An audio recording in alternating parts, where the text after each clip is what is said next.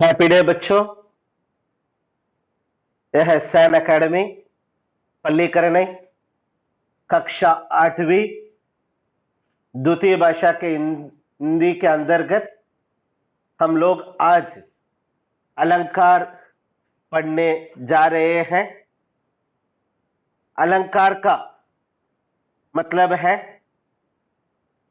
जिस प्रकार आभूषण पहनने से नारी के सौंदर्य में वृद्धि हो जाती है, उसी प्रकार काव्य में अलंकारों के प्रयोग से उसकी सुंदरता में चार चांद लग जाते हैं। मानव समाज सौंदर्य उपासक है। उसकी इस प्रवृत्ति ने अलंकारों को जन्म दिया है। शरीर की सुंदरता को बढ़ाने के लिए जिस प्रकार मनुष्य ने भिन्न भिन्न प्रकार के आभूषणों का प्रयोग किया है, उसी प्रकार उसने भाषा को सुंदर बनाने के लिए अलंकारों का सृजन किया है। काव्य की शोभा को बढ़ाने वाले शब्दों को हम अलंकार कहते हैं। पहले मैंने आपको उदाहरण भी दिया था। जिस प्रकार नारी के सौंदर्य को बढ़ाने के लिए आभूषण होते हैं, उसी प्रकार भाषा के सौंदर्य के उपकरणों को अलंकार कहते हैं। इसीलिए कहा गया है, देखिए लास्ट में आपको दिया गया है, भूषण बिना न सोहई कविता बनिता मित्र। यह वाक्य इसलिए दिया गया है, अलंकारों के कारण से काव्य की शोभा बढ़ती है। ठीक उसी प्रकार अलंकार के आपके पोषण में 3 भेद दिए गए हैं। शब्द अलंकार, फिर उसके बाद में शब्द अलंकार में भी दिए गए हैं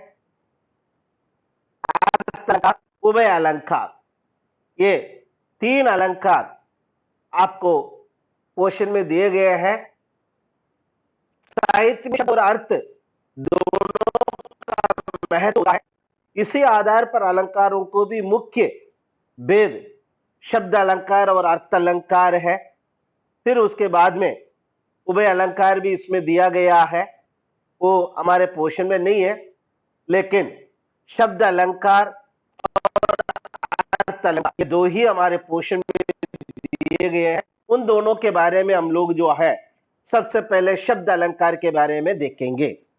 जिस अलंकार में शब्दों का प्रयोग के कारण कोई चमत्कार उपस्थित हो जाता है और उन शब्दों के स्थान पर समानार्थी दूसरे शब्दों के रख देने से वह चमत्कार समाप्त हो जाता है, वह शब्द अलंकार माना जाता है।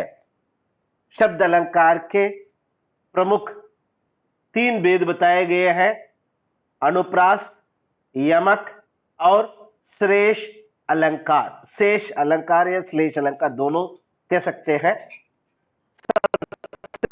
पहले जो है इसमें शब्द अलंकार में से 3 भेद हमने देखा है। उसमें सबसे पहले अनुप्रास अलंकार। अनुप्रास शब्द का अनु तथा प्रास शब्दों के योग से बना है। अनु का अर्थ है बार बार, प्रास का अर्थ है वर्ण। जहां स्वर की समानता के बिना भी वर्णों की बार बार आवृत्ति होती है, वहां अनुप्रास अलंकार होता है। इस अलंकार में एक ही वर्ण बार बार प्रयोग किया जाता है, जैसे जन रंजन मंजन तनुज मनुज रूप सुर भूप विश्व बदर इव धृत उदर जोवत सोवत सूप। ये जो है बार बार प्रयोग होने के कारण से इसको हम क्या कहेंगे, अनुप्रास अलंकार कहेंगे। जिस रचना में एक ही व्यंजन बार बार प्रयोग हो, उसके पैदा होता हो, उसी को अलंकार कहेंगे। नेक्स्ट, जहां एक ही शब्द अधिक बार प्रयुक्त हो लेकिन अर्थ हर बार भिन्न हो, वहां पर यमक अलंकार होता है। काली घटा का घमंड घटा, यह घटा काले बादल घटा कम होना, ऊंचे गोर मंदिर के अंदर रहने वाली, ऊंचे गोर मंदिर के अंदर रहाती है। मतलब यहां पर मंदिर का मतलब अट्टालिका है, यहां मंदिर का मतलब जो है गुफा है, तो दोनों का अलग अलग होता है, इसलिए इसको भी आप देखिए। नेक्स्ट है जो है तीसरे नंबर अलंकार, जहां पर ऐसे शब्दों का प्रयोग हो जिनसे एक से अधिक अर्थ मिले, वहां पर श्लेष अलंकार होता है। जैसे रहीमन पानी राखिए बिन पानी सब सून, पानी गए न उबरे मोती मानुष चून। इसमें श्लेष अलंकार का प्रयोग हुआ है, क्योंकि जिस काव्य में एक ही बार शब्द का प्रयोग हो लेकिन उसके एक से अधिक अर्थ हो, वहां श्लेष अलंकार कहा जाता है। ठीक है बच्चों।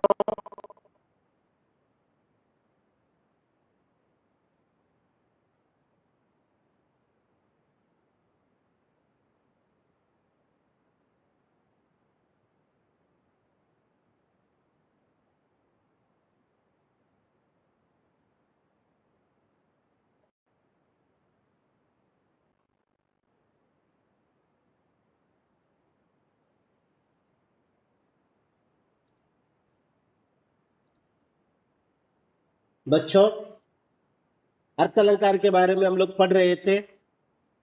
जहां अर्थ के माध्यम से काव्य में चमत्कार उत्पन्न होता है, वहां अर्थ अलंकार होता है।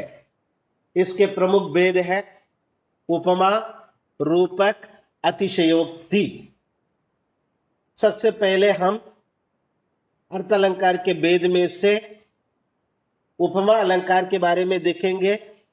जहां दो वस्तु में अंतर रहते हुए भी आकृति एवं उनकी समानता दिखाई जाए, वहां उपमा अलंकार होता है। उदाहरण, समय शिलासा जम जाएगा, या इससे भी आपको सरल देखना है, सागर जैसे विस्तृत और अथाह की बात उपमा अलंकार है। जैसे हरिपद कोमल कमल से सिंधु सा विस्तृत और अथाह। ये देखिए, इसमें अरविंद से शिशु वृंद कैसे सो रहे, कमल के फूल के समान बच्चों को इसमें बताया गया है। पहले शिला, इसका मतलब पत्थर के समान इसमें बताया गया है। इस प्रकार हमने उपमा अलंकार को देखा है। अब है रूपक अलंकार। जहां पर उपमेय और उपमान का आरोप किया जाए, वहां रूपक अलंकार होता है। यानी उपमेय और उपमान में कोई अंतर दिखाई नहीं पड़ता है। जैसे बीती विबावरी जागरी, अंबर पनगट में डूब रही, तारा गट उषा नगरी। यहां पर अंबर, पनगट, तारा में गट तथा उषा में नागरी का अभेद कथन है, इसलिए इसको रूपक अलंकार बताया गया है। गुरुपद, चरण सरोज रज, ये भी रूपक अलंकार है, इसको भी आप जान सकते हैं। अब तीसरे नंबर पर आइए अतिशयोक्ति अलंकार। जहां पर लोक सीमा का आक्रमण करके किसी विषय का वर्णन होता है, वहां पर अतिशयोक्ति अलंकार होता है। उदाहरण, अनुमान की पूंछ में लग न पाई आगी, सगरी लंका जल गई, गए निशाचर भागी। यहां अनुमान की पूंछ में आग लगते ही संपूर्ण लंका का जल जाना तथा राक्षसों का भाग जाना आदि बातें अतिशयोक्ति रूप में कही गई है। तो और भी उदाहरण आपको देखने को मिल सकता है। राणा ने सोचा इस पार, तब तक घोड़ा था उस पार। जहां किसी वस्तु, पदार्थ या कथन का वर्णन लोक सीमा से बढ़ा चढ़ाकर प्रस्तुत किया जाए, वह अतिशयोक्ति अलंकार होता है। यही जो है अतिशयोक्ति अलंकार के लिए मैंने आपको उदाहरण बताया है। इन उदाहरणों को याद में रखते हुए आप लोग इसका अभ्यास कीजिए। आपके व्याकरण बुक में 149 पर वर्कशीट 15 दिया गया है, उसको कंप्लीट कीजिए, उसको पूरा कीजिए। आपको अलंकार और भी स्पष्ट क्लियर समझ में आ जाएगा। तो जो भी आपको संदेह रहता है, डाउट रहता है, आप लोग नेक्स्ट क्लास में अलंकार के बारे में पूछ सकते हैं, या इसके बारे में और एक बार हम लोग रिवीजन के रूप में भी देखेंगे। धन्यवाद बच्चों, हैप्पी डे।